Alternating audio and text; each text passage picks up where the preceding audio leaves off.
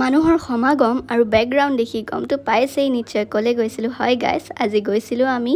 ট্ৰেণ্ডিঙত চলি থকা খাৰঘুলিৰ ভক্তিকুটীৰ মন্দিৰ কথাটো এনেকুৱা আছিল মানে মায়ে আজি আমাৰ লগত বাহিৰে আহিছিল অফিচৰ পৰা মানে আজি যেহেতু শুকুৰবাৰ মাজাৰলৈ গৈছিলোঁ আৰু মাজাৰৰ পৰা ডাইৰেক্ট ভক্তিকুটীৰ মন্দিৰৰ আৰু গুৱাহাটীত আছোঁ গাইছ এইটোতো ট্ৰেণ্ড হয় জাম আৰু বানপানী খাই দিছে গাইছ যি হ'লেও আমি যাম বুলিছোঁতো যামেই গাইছ নে কি কয় আৰু আমি আজি 5 জন মানুহ গৈছিলোঁ মানে বা মা মই অনুষা মানে টুইন সিস্টাৰজনী আৰু বাৰ অপূৰ্ব দাদা মানে ভিন্দু আমাৰ আমি 5 জন গৈছিলোঁ আৰু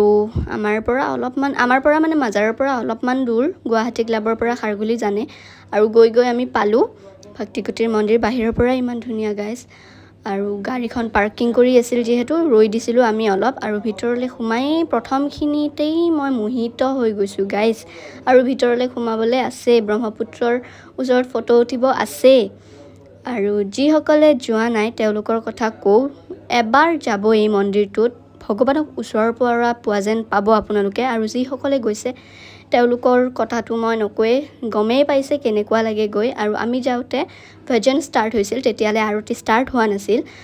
অৰ্থাৎ ৰাধা কৃষ্ণৰ কাপোৰখন অতৰাই দিয়া নাছিলে আমি দেখা নাপালোঁ মূৰ্তিটো কিন্তু আহাৰ টাইমত আমি দেখা পালোঁ আৰু এনেকৈ ধুনীয়াকৈ ভিউটো দেখাই দিছোঁ আপোনালোকক নিজেও চাইছোঁ ইমান ধুনীয়া লাগে গাইজ গৈ আৰু মোৰ মানে ভইচ ৰেকৰ্ড দি থাকোঁতে এনেকুৱা লাগিছে আকৌ যাব পাৰিলে ভাল আছিল আকৌ যাম সোনকালে ভগৱানে যেতিয়া মাতে আজি মাতিছিল যিহেতু গৈ আহিলোঁ যাম বুলি সময় পোৱা নাছিলোঁ আৰু আজি গ'লোঁ ধুনীয়া লাগিল বহুত গাইজ আৰু কেইখনমান ফটো তুলিলোঁ কিন্তু এখনো ফটো মানে ভালেই নাহিল গাইজ মোৰ এখন ফটোও বিশ্বাস কৰিব এখন ফটোও ভাল নাহিল মোৰ